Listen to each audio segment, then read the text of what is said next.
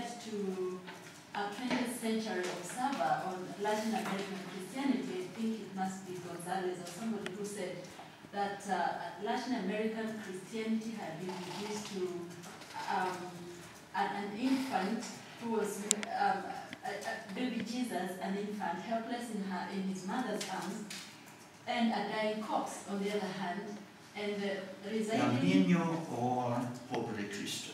Yeah, and then the rest of the reality of Christianity for Latin America then was, before the Pentecostal Christianity really came on the scene, was the magic wafer that bestows immortality. It's kind of a tongue-in-cheek kind of observation of it, but really to say that between this 1492 and 1511 actually. 1511 and 20th century, it's so reduced to reality of the very basics, extreme basics.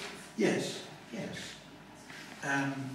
This is a minority voice, and you see in Las Casas' comment, I haven't heard that any one of the hearers was converted, that is, actually took any notice of the sermon. But the sermon's given, and there is that voice going out as part of the early voice of Latin.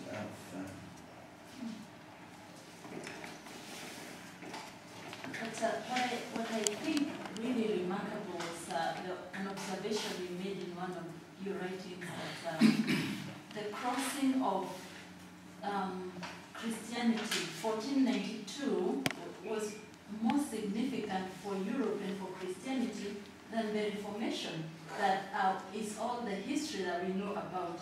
But this at the base of the crossing of the missionary movement from missions from Europe to the new lands has in fact produced longer lasting and fruits or results perhaps, or has more impact or equally strong impact as the Reformation. I thought that was...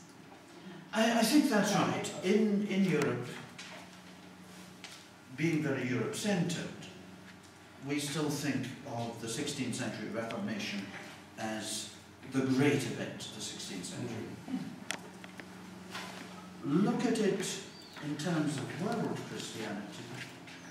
The important thing in the 16th century, I think, is that here you get a Christianity which for hundreds of years has been sealed up in this European form, coming into contact with the world beyond Europe. We're looking and perhaps getting a bit of an unbalanced view of it by taking this bit. Well, historically it is the first bit. Historically, this I find as a Christian extremely painful passage of Christian history. Historically, it is the first encounter of Western Christianity with the non-Western world. In the mercy of God, the rest of the story that comes out of Africa and Asia, is rather different. Really, because in Africa and especially in Asia,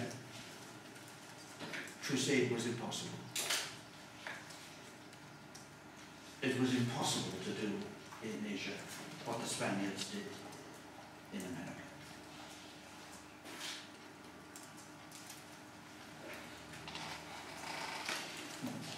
Europeans would probably have, with the framework of thought that we've seen, would probably have wanted to do in Africa and Asia what happened in America.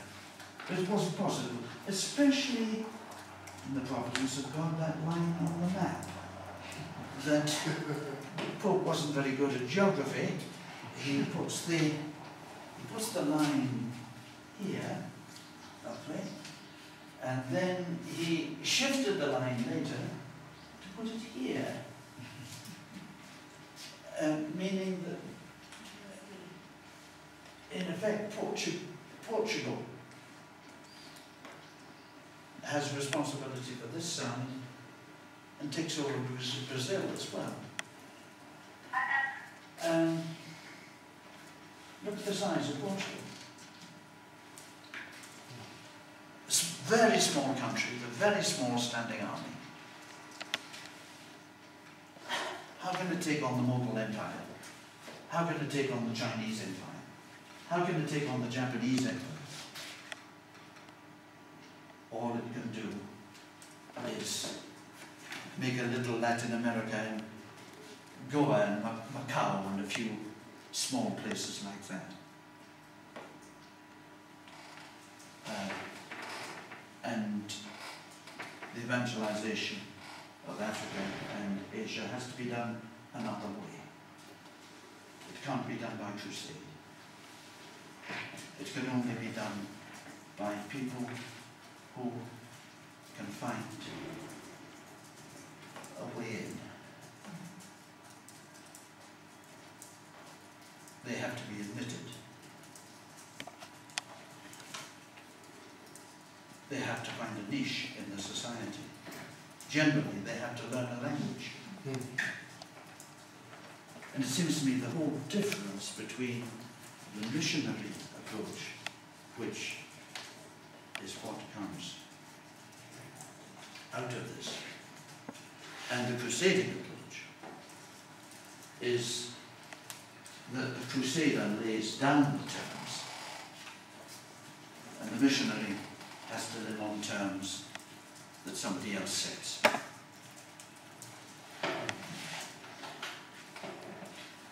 These two modes of approach come in much the same era,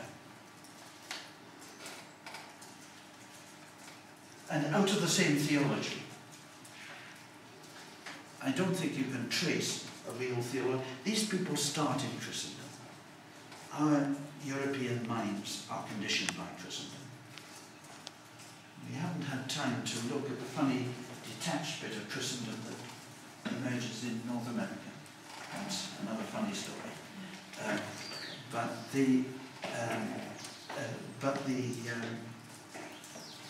The European mind is territorially conditioned. But the movement that begins in this same time in the 16th century that creates the missionary movement, creates a missionary movement among Catholics, as we said earlier, a couple of hundred years before Protestants really have the infrastructure to deal with it. This is another reason why I think I'd stick to the passage that you mentioned, that yes, the Reformation is a little local difficulty compared with the impact of a Europeanized Christianity in a much wider way.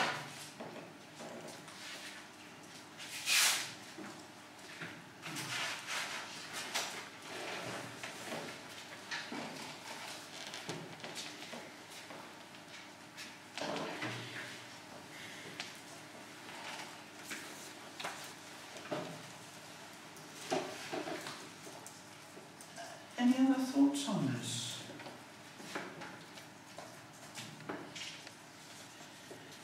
You might want to look at the other passages that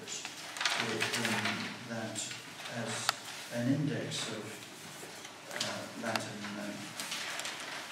of Christianity in Latin America. And you might want to think of look at a comparative work with what happened in Latin America, what happened in Africa. And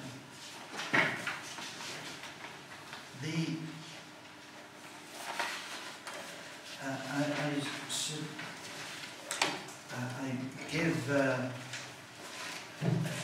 very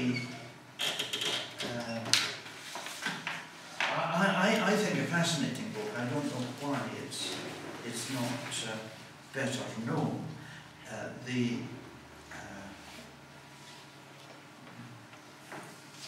The book by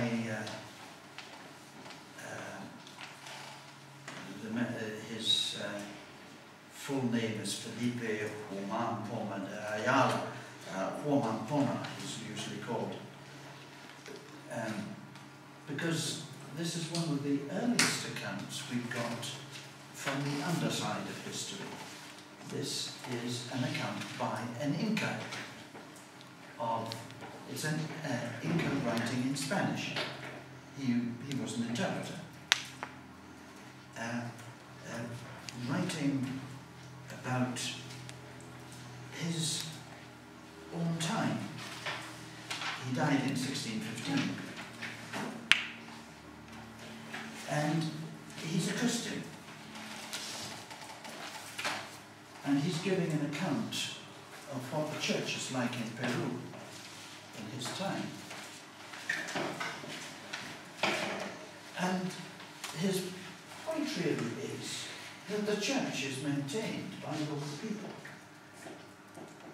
That the local people are the true representatives of Christianity here. The priests aren't included. He can tell you the good priests, just as he can tell you the names of the good, uncorrupt civil administrators. The Spanish rule is corrupt and oppressive. But you've got, despite all the things that we've been looking at, the emergence of a local church. A church whose strength lies in the Indios. Juan Poma is great stuff. He just glows away. I do recommend it. And there's a little piece that